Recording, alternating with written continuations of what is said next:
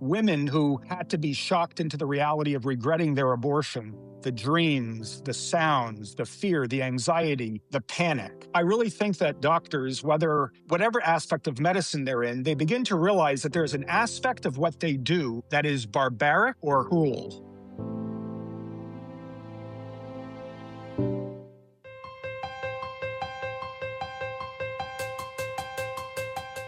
God holds the whole universe in his hands and takes the time to carefully knit us all together in our mother's womb. People hear that having an abortion is a safe experience, but abortion is intentionally killing an innocent child. Why then would an abortion doctor change his or her mind about the morality of abortion and then become a Christian?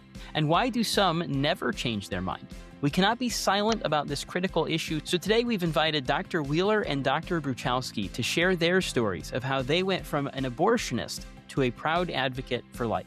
Welcome to Straight Talk on Life Issues. I'm Victor Nieves, president of Life Issues Institute. Dr. Catherine Wheeler is an OBGYN physician who practiced in Salt Lake City, Utah for 24 years. Dr. Bruchalski is known throughout Northern Virginia and much of the United States as a great pro-life doctor. Dr. Wheeler and Dr. Bruchalski, thank you both so much for joining us today. Thank you for the opportunity to be with you and to your audience. Yeah, it's great to be here.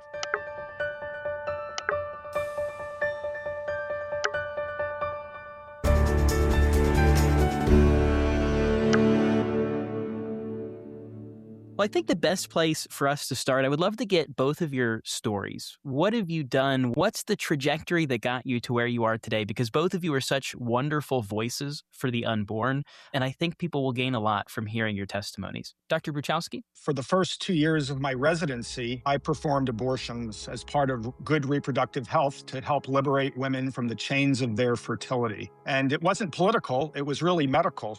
My female friends told me that I had a knack for listening, and this is what they needed: abortion on demand. And so I did it, and little by little, I moved through that process, moving away from how I was raised, and then the educational system came on board and said everything's relative, and there's many pathways to health and life. And so I just went along and slowly but surely got further and further into what it means to provide abortion on demand. And I took part in a failed abortion, and I found the actions of what I did absolutely face-to-face despicable in the name of mercy in medicine. And from that moment on, many pieces of data, friendships, women who regretted their abortion helped inform me, and I'm sure my parents continuing to pray for me. I had a change of heart, and for the last 34 years practiced life-affirming medicine, halfway through my residency and all of my professional life. Dr. Wheeler? So I actually, in residency also, was the first time that I came face-to-face with abortion in my life, and trained at the University of Utah. And at that facility, we did abortions or offered them for women who had babies with special needs. We would have called that genetic syndromes and severe birth defects, but we all know what we're talking about. It was under the guise of, this is how we help women. These are horrible situations. They're really difficult. And she has a choice whether she will have this baby. It was interesting. It was other than the rest of medical care, which is we have two patients, and everything we do is to save both lives and maximize the health of both. And suddenly in that part of our training, we never talked about the baby. It was all about, this is hard. She has a legal choice. And if you care about women, this is one of the things that you'll do. I will say at that time, I'd grown up in a pastor's family, actually, and had made a conscious decision in college, believed the sexual revolution, and I knew I was walking away from God. And the outcome of that came at 50 years old. It's all about broken relationships, and it's all brokenness is what it is. As far as ending doing abortions, I mostly had a primary GYN practice, and in early practice did abortions if in the second trimester, unfortunately, although they're all awful, did abortions if my patients requested it, but my name wasn't out there as an abortionist. And one day in the middle of an abortion, God just took my blinders off. It's hard. I can't even tell you what happened that day. It was like any other day in an operating room when suddenly I was aware of literally an evil, dark, black presence and heard in my head, you're about to kill a baby. And in the middle of that, I had started. So now what do you do? And with complete awareness of taking the life of a baby, I finished and just never did. I said, I don't know what that was, but I am surely never doing this again. This is pure evil. And didn't have a framework for how to deal with that. So I just pushed it away. And 15 years later, became a Christian. In the first few years, I met people like John and a few other former abortionists who gave me the courage, who showed me what it looked like to stand against the great evil of abortion and to help people to understand what we're really talking about. We're not talking about rights and empowering women. We're talking about destruction is what we're talking about, pure evil. Dr. Wheeler and Dr. Bruchowski, I want to thank you both very quickly here for sharing your stories with us. What you have lived through, what you have experienced, I think is perhaps the most powerful testimony to those who are outside of the industry, to those who are outside, maybe they're on the fence, they're trying to make up their mind. What do they really think about abortion? Well, listen to the people who have done it. Listen to the people who have seen, they've looked that evil in the face. And I am so incredibly grateful for the work that both of you do and the courage that it takes to come out and fight for life, especially with such a unique history and background, and your testimony is incredible. I noticed something, both of you kind of referenced this. Dr. Wheeler, you had mentioned the cultural changes. Dr. Bruchowski, you mentioned this moral relativism that we had seen. How big of a role do you believe that is in the medical industry? Because correct me if I'm wrong, I don't think anybody as a little kid or anybody who's going into medicine thinks, when I grow up, I want to do abortions. I want to be somebody who is an abortion, quote unquote, doctor. That's not really something people often think about. And we have a moral standard in this country. We have intuitive knowledge. We have things like this that have to kind of be corrupted. And I think the abortion industry has proven very effective at this. What makes the abortion industry so effective?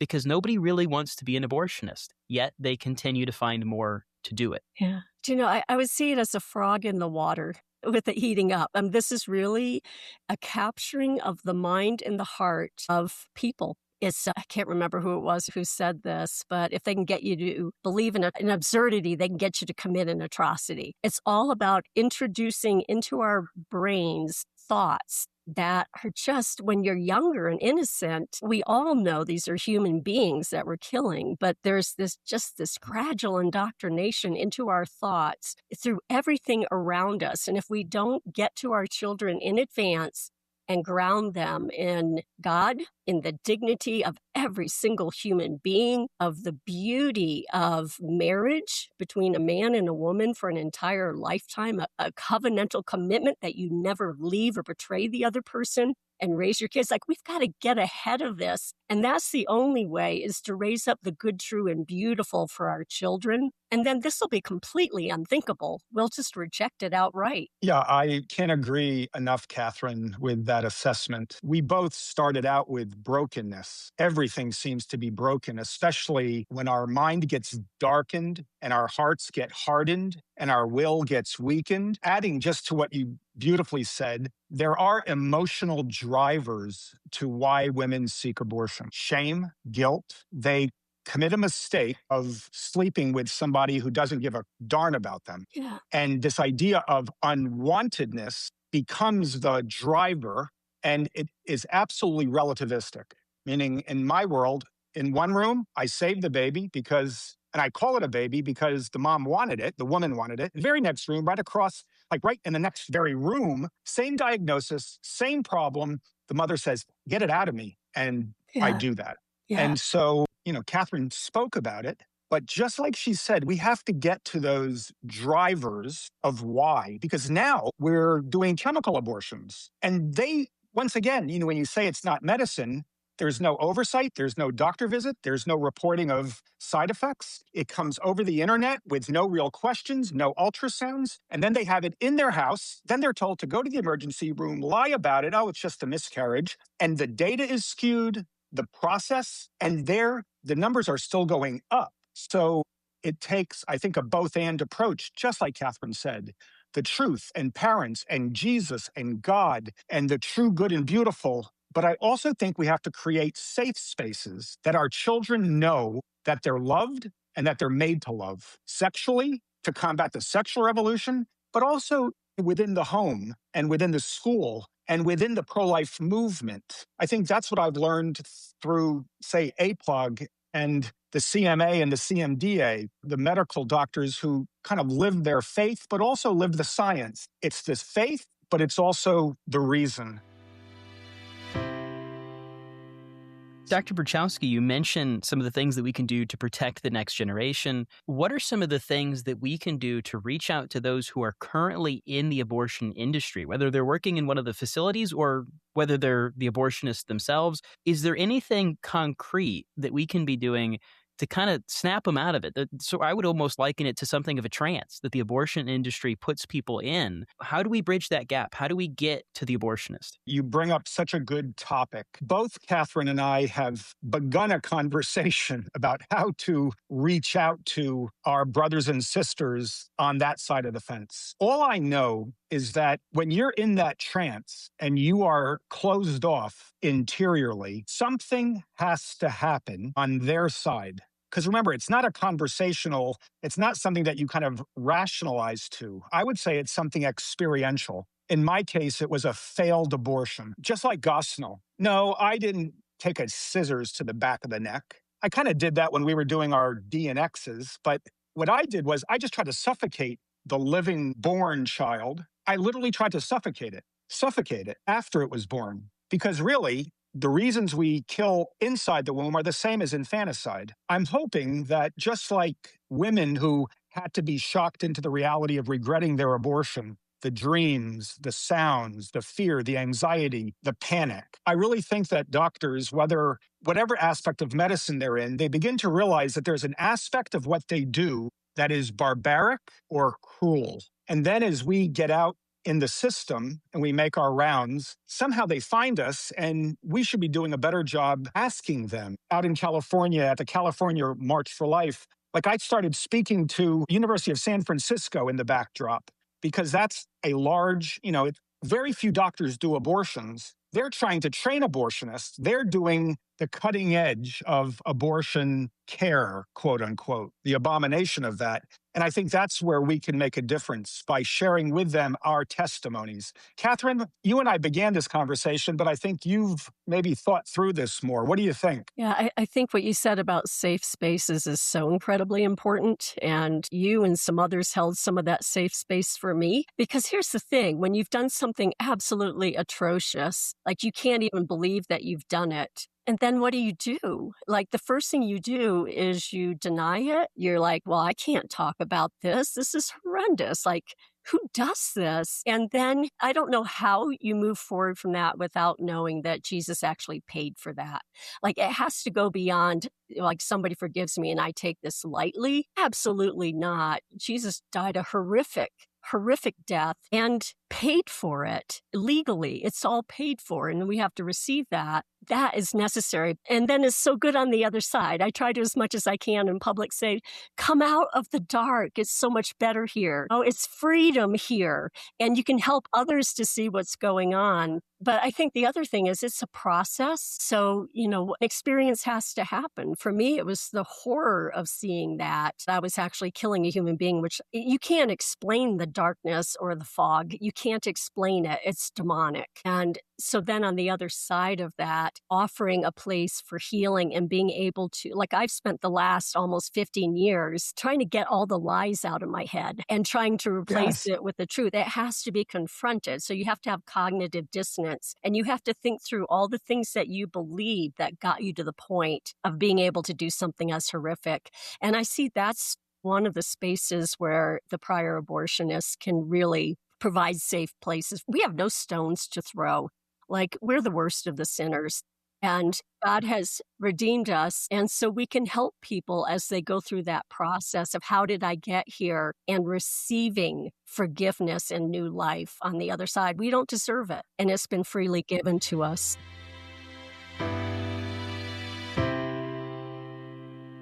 Dr. Wheeler, you mentioned what I would consider to be the hardening of the heart. And this is something that, people need to understand. This isn't new to our day and age. This isn't new just to the topic of abortion. This goes back as long as mankind has been on this earth. We look through our history textbook and you can find a dozen or more examples and you think, man, how did that ever happen? How did society ever get to the place where we did, whether it's chattel slavery or where we did, these horrible things that we've done? It's the hardening of the heart, and much of it happens progressively. And you could ask any individual that was involved in any atrocity against human rights all throughout history, how did you get here? It's a hardening of the heart. And a lot of times it is slow. You also mentioned, Dr. Wheeler, something I think is so important as we have the conversation surrounding abortion, and that's this reconciliation with the fact that abortion really is profoundly evil. And there are so many people in our country who have been involved in an abortion. In the church, this is true in the church. This is true on college campuses. There are men who have paid for an abortion, and that lives with them for the rest of their life. There are women who have had abortions, those who have participated, parents who have pressured their children into getting an abortion. In order to finally make the jump to be pro-life, there is a reconciliation that has to happen. There has to be.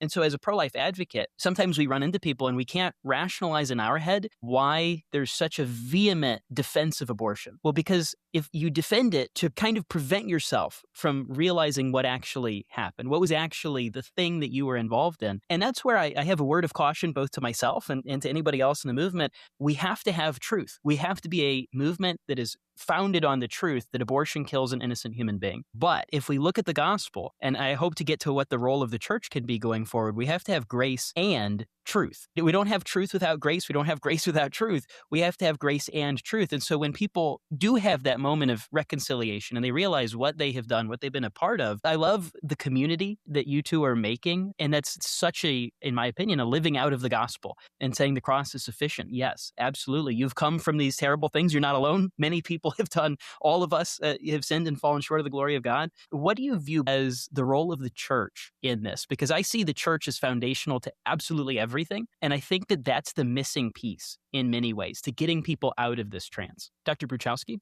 I think the churches have diluted this message that scripture and tradition are fully pro-life. That scripture, and when you begin the freedom, the challenge of not having clear teaching in our churches, in the body, we really have to be much more of disciples and to be witnesses. And it's almost a pre-evangelization. It's almost a pre-witnessing or the pre-discipleship, because it's not cheap. It's definitely not cheap grace. And there is a violence of love here where confronting people and giving them the truth in a loving manner. And I just think the church has kind of lost sight of that. It's almost the world has become numb. It's just one of many issues on the fabric of the social justice or the gospel commitment. And obviously, after abortion, we've now gone on to gender issues, and we're now talking about AI and pregnancy robots in China and artificial wombs. I really think that the church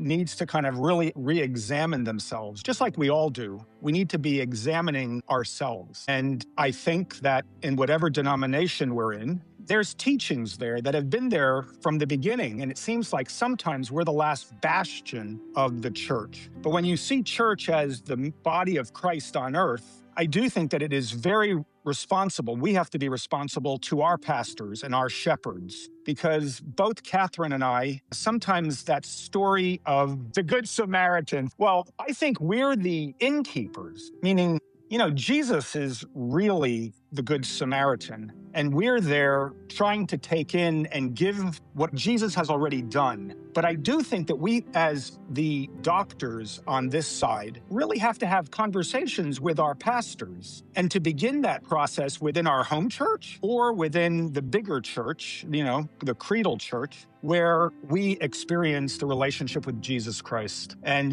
we talk about loving God with all our heart and then loving our neighbor as ourself. Catherine and I keep talking about it's a process, and we're learning over the years to allow the power of Jesus Christ to love us, but then to allow us to love ourselves so we can walk the walk and follow in the footsteps of so many of those who've gone before us, who have that cloud of witnesses we talk about. And I think we can do that just as we begin to witness to our pastors and our priests and our rabbis, and to say, hey, we found a better way, and how can we have a conversation here to help the church kind of return to its roots. Because I'm convinced that at one time, most of us really looked at the reproductive health issues and said, no, God has a better plan for us than this. And that's how I would start this answer, Catherine. Yeah, thank you, John. That's awesome. I would say this is based on the Colson Fellowship framework on how do we participate in the redemption of a broken world, because those of us who are believers realize that right now Jesus is already in the midst of redeeming and recreating a world, that he's going to come back and finish crushing the evil and casting it out. And so we're participators through the Holy Spirit in us.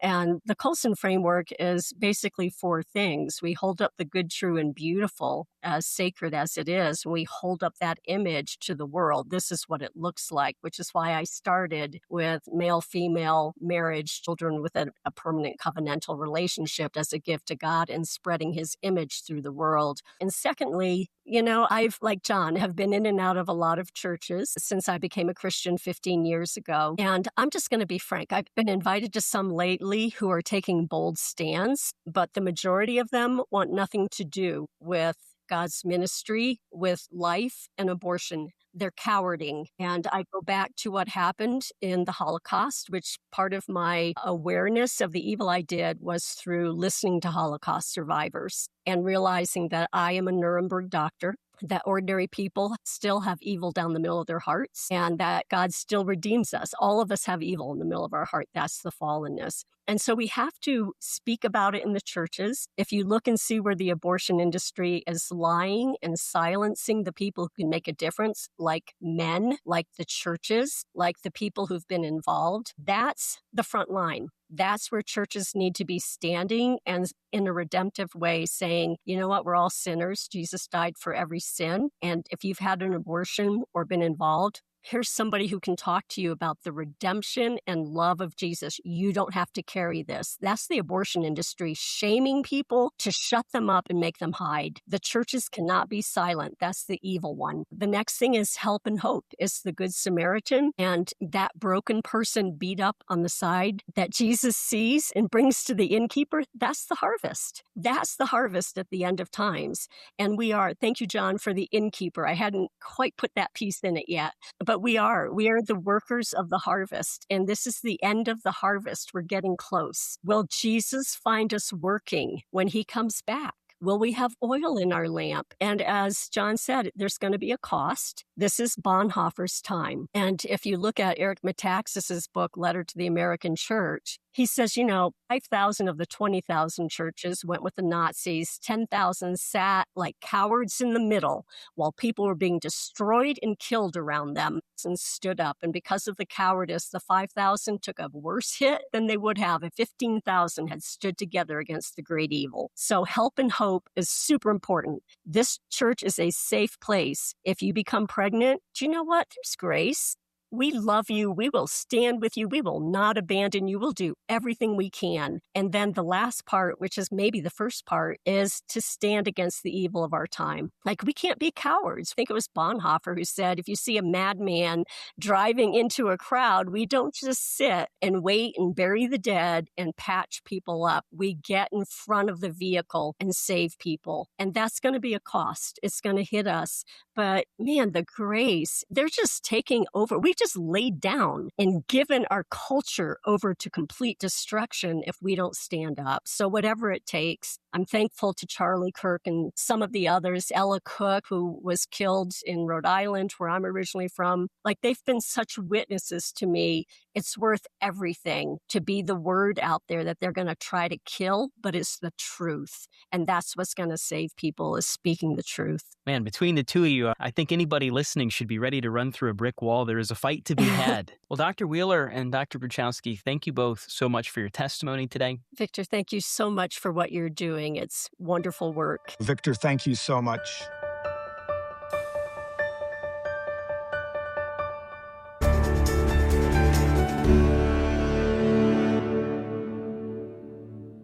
Anytime we get the chance to peer behind the curtain, to see and hear from those who were in the industry, did abortions themselves, I think that they have among the most powerful testimonies of anybody in the national conversation surrounding the topic of abortion. If there was someone that you should listen to, it's those who have seen it firsthand. They have done it themselves. They've been face to face with the evil of what abortion truly is. And now they're very bold, they're very brave, and I'm so appreciative of them.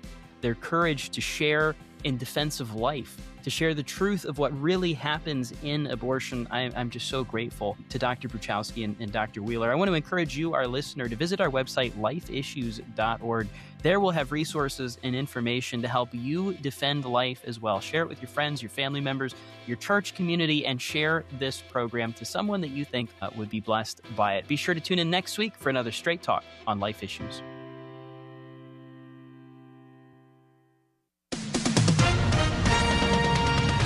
SRN News, I'm Mary Rose. President Trump on Friday pushed back on inflation concerns driven by a strong jobs report.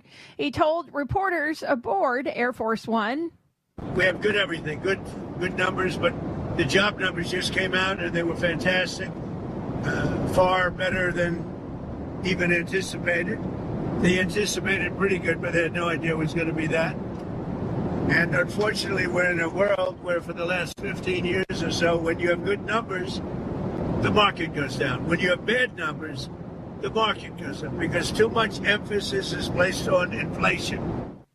The Treasury Department is warning banks about the risks of serving people living in the country illegally. It's part of the Trump administration's efforts to tighten immigration controls. The Financial Crimes Enforcement Network, or FinCEN, issued guidance following an executive order by President Trump in May. That order requires banks to scrutinize customers' citizenship more closely. But it is less aggressive than initially expected, since it doesn't mandate collecting citizenship information. Treasury Secretary Scott Bessent emphasized preventing illegal aliens from exploiting financial institutions. Banks are pushed to watch for red flags like identity theft and payroll fraud. Haya Panjwani, Washington. During a heated Senate hearing, Senator Eric Schmidt sharply criticized Hawaii Senator Mazie Hirono for defending violent criminals, including those convicted of murder, rape, and fraud from deportation. Schmidt defended the SCAM Act, which would expand grounds for denaturalization and deportation for certain crimes committed within 10 years of naturalization.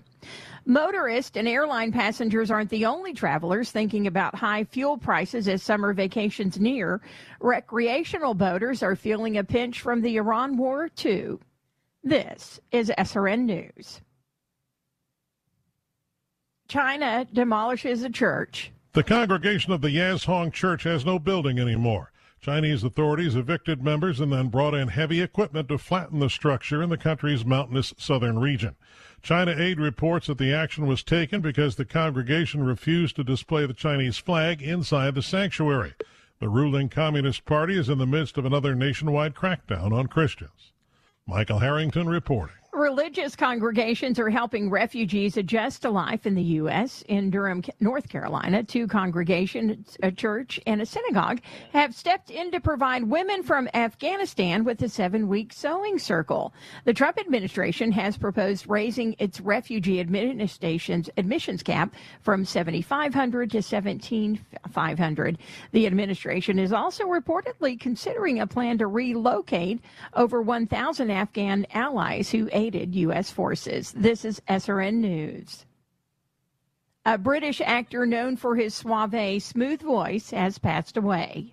British actor Anthony Head was known for his TV role as Rupert Giles, the Watcher who guided Buffy the Vampire Slayer. He was also a villainous ex-husband on Ted Lasso, the Prime Minister in Little Britain, and Uther Pendragon on BBC's Merlin. How do you expect anyone to fear a king who does not know his own mind? Head's career spanned 5 decades. After training at the London Academy of Music and Dramatic Art in the 1970s, he appeared in West End and major British stage productions. In a statement, his daughters Daisy and Emily Head say he died at age 72 of complications from pneumonia. I'm Jennifer King. Anthropic is proposing that top AI companies coordinate a way to pause the development of advanced AI systems if they become too dangerous. The company behind the Claude chatbot says the technology is improving. More details at srnnews.com. Speech on. More. Tab. 5 of 5. More. Tab. 84 battery power. Power. Button. Selected. Screen recording.